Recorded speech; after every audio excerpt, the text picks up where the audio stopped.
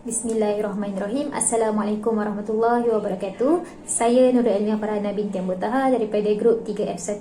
Baiklah, pada hari ini saya akan menceritakan dan membuat sedikit perkongsian mengenai penggunaan teknologi nuklear dalam hidupan harian kita dan kaitannya dengan maqasid syariah dan juga hukum yang telah diistinbatkan menggunakan kaedah kawaid fiqhiyah.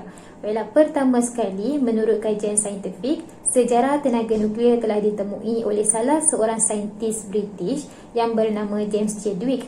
Namun begitu, fakta mengenai tenaga nuklear telah pun disebutkan di dalam kitab suci Al-Quran, di dalam surah Al-Hadid ayat 25 yang membawa maksud, dan kami telah jadikan besi yang mengandungi kekuatan yang handal bagi tujuan memberi faedah kepada umat manusia.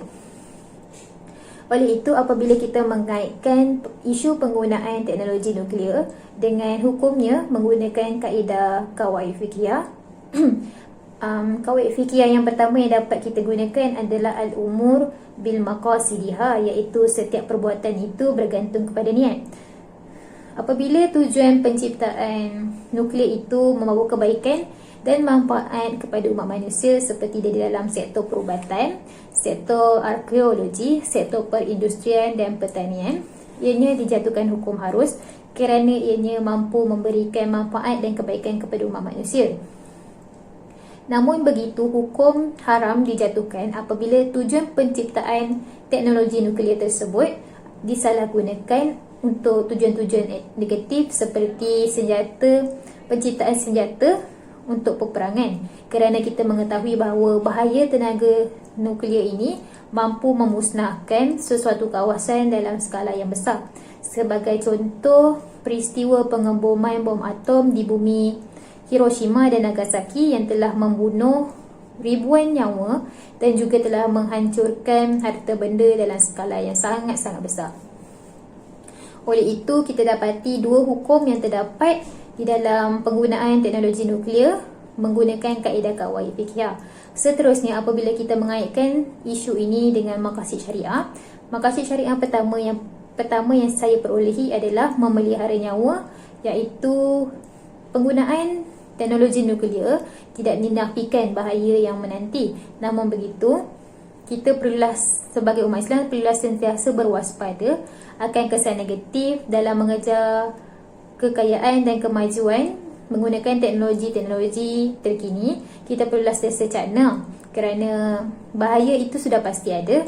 Namun begitu, kewajipan memelihara nyawa itu menjadi keutamaan dalam hidupan harian kita. Seterusnya, apabila kita mengaitkan isu penggunaan teknologi nuklear dengan maqasid syariah, maqasid syariah pertama adalah memelihara nyawa.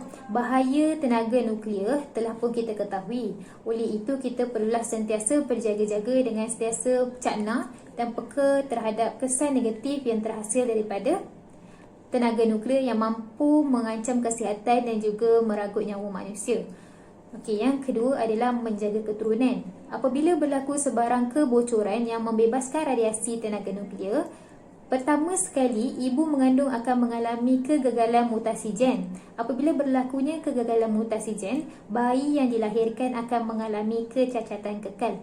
Oleh itu, pemeliharaan keturunan amatlah penting dengan sentiasa berjaga-jaga daripada sinaran ataupun radiasi yang terhasil daripada tenaga nuklear ini. Yang ketiga adalah memelihara harta benda. Seperti yang kita sedia maklum mengenai peristiwa hitam yang telah berlaku di bumi Hiroshima dan Nagasaki. Apabila bom atom tersebut dijatuhkan di bumi tersebut, mereka telah mengalami kemusnahan harta benda dengan skala yang sangat besar. Oleh itu, kita perlulah sentiasa berwaspada dan memperbetulkan niat penciptaan teknologi nuklear dengan menggunakannya kepada sesuatu yang mendatangkan faedah dan tidak mendatangkan keburukan kepada kita semua. Sekian saja daripada saya mengenai isu penggunaan teknologi nuklear dan kaitannya dengan maqasid syariah dan juga hukum yang telah diistinbatkan menggunakan kawaid fiqhiyah. Sekian, terima kasih. Assalamualaikum warahmatullahi wabarakatuh.